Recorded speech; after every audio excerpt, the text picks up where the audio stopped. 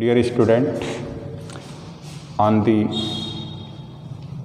previous discussion, we have to decided the rule for terminating decimal and non-terminating decimal.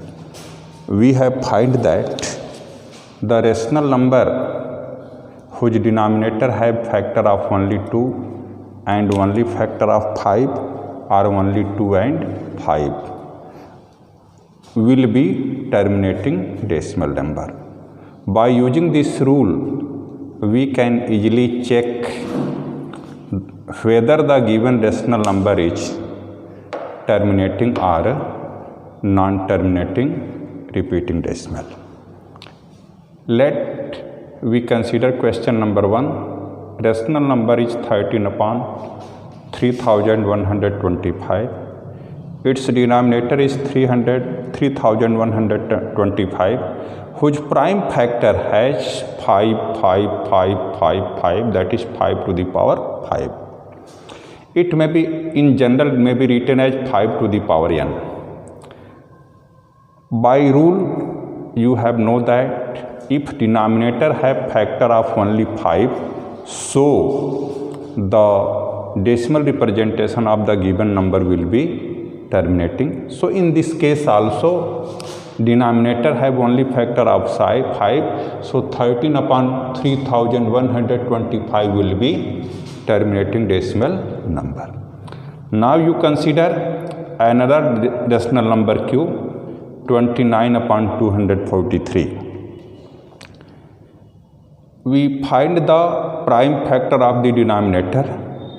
It has factor of 7 into 7 into 7. Here denominator have factor of 7, so 29 upon 243 will be non-terminating repeating decimal number. Now we have to consider a third rational number, 6 upon 15. If you directly comes to the step factorization of the denominator have factor of 3 and 5. By the rule, it must be non-terminating repeating decimal number, but we see carefully. If we simplify this rational number, the factor of 3 will be cancelled out, and this number 6 upon 15 will become 2 upon 5, having factor of only 5. So in some of the question we have to also check that whether the factor of the denominator may be cancelled with numerator or not.